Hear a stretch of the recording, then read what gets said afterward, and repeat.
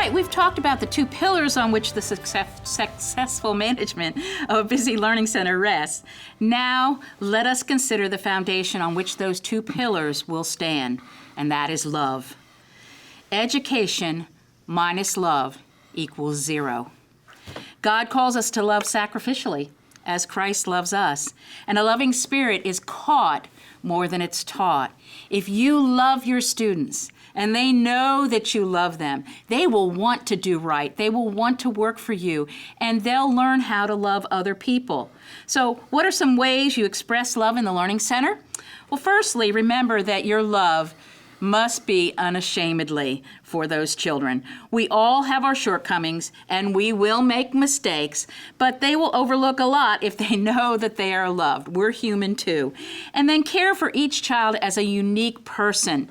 Know them so that you can discern between their individuality and rebellion. Sometimes adults will look at something a child is doing and they'll automatically think, this is a rebellious child, they need to be corrected. But sometimes that's not the case. Maybe they're a little nervous. Maybe they're shy and they just react differently than some of the other children. So get to know about their family. Ask them about their hobbies and their pets so you can talk to them and relax them and let them know they're loved. Show your love through your demeanor. Young people need to be sensitively confronted and challenged with the truth about their lives by caring adults who see their potential. Watch your body language, your voice inflection, your facial expressions, because those expressions on the part of a supervisor are powerful motivators, either positively or negatively. Smile when you speak to them. Keep a soft tone to your voice. And laugh at their funny stories, even if you've heard them a dozen times already, or if they are incredibly corny, laugh anyway. And then if a child shares a need or a concern or a hurt with you, don't just say, well, I'll pray for you about that. Kneel at the child's office right then and pray for them about that situation. Amen. And then show them how to express kindness and love to others. Something that's very important to train our children in is how to apologize. Many people don't know that, adults as well as children. Right. And we need to train them that it's not just a quick, perfunctory, I'm sorry. You can even tell in their voice they really don't mean it. They just do it because you tell them they have to. So you tell them how to do it correctly. First, we tell the person, I was wrong when I did this. That's hard for some people to say, but that's how you start an apology. And then say you're sorry for doing it and ask their forgiveness. And if they will learn to do this, they'll learn how to get along a lot better. Encourage your students to say positive things about each other or to compliment each other. A story that was related to me as being true was that one day a teacher asked her students to list the names of the other students in the classroom, leaving a space between each name. Then they were to list at least one thing about that person that they admired or respected, the nicest thing they could say about each one of their classmates, and then write that down. That Saturday, that teacher took all those sheets, took a sheet of paper, wrote each student's name at the top of the blank page, and then wrote everything that every other student had said about that individual. On Monday, she gave each student the sheet with his or her list. Before long, the entire class, you heard them whispering, I never knew that I meant anything to anyone, and I didn't know people liked me so much, were some of the comments that she heard. No one ever discussed those sheets after class or with their parents. But the teacher was satisfied because she had accomplished what she wanted to accomplish. Several years later, one of the students in that class, named Mark, was killed in Vietnam. This teacher, not surprisingly, was at his funeral. After the funeral, most of Mark's classmates were invited to a luncheon attended by Mark's mother and father, who were waiting to speak to this teacher. We want to show you something, his father said, taking a wallet out of his pocket.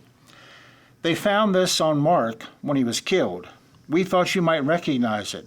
Opening the billfold, he carefully took out 2 worn pieces of notebook paper that had obviously been taped and retaped and folded and refolded many times.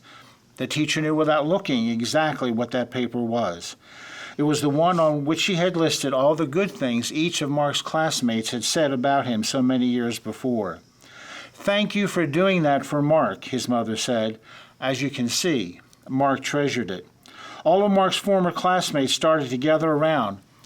"I think we all saved our list," they each said, producing their own well-worn list from so many years before.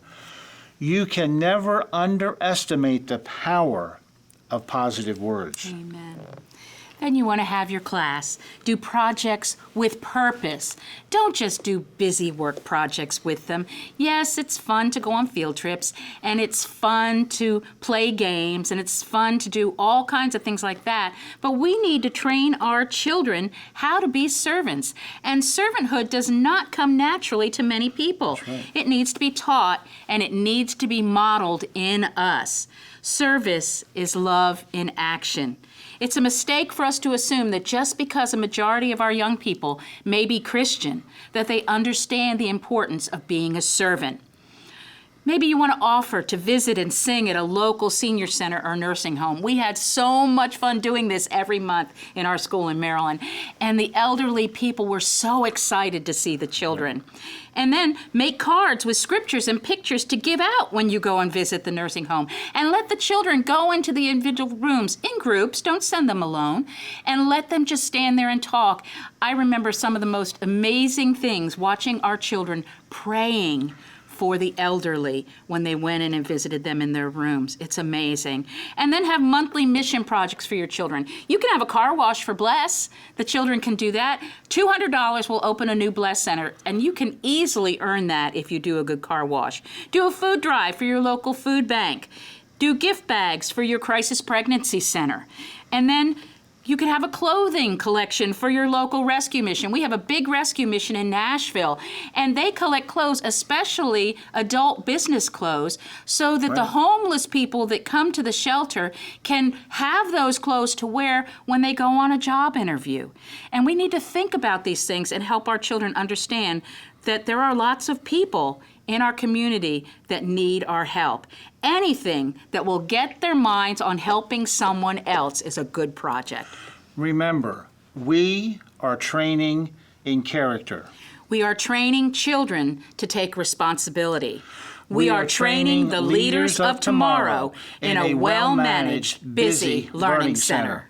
Let's pray. Father, we thank you for this opportunity, and we pray that some of the things we've suggested will help the staff members watching this session to be able to have a well-managed learning center, and even to a greater extent, affect the lives of their young people for time and eternity. And we ask this in Jesus' name. Amen. Amen.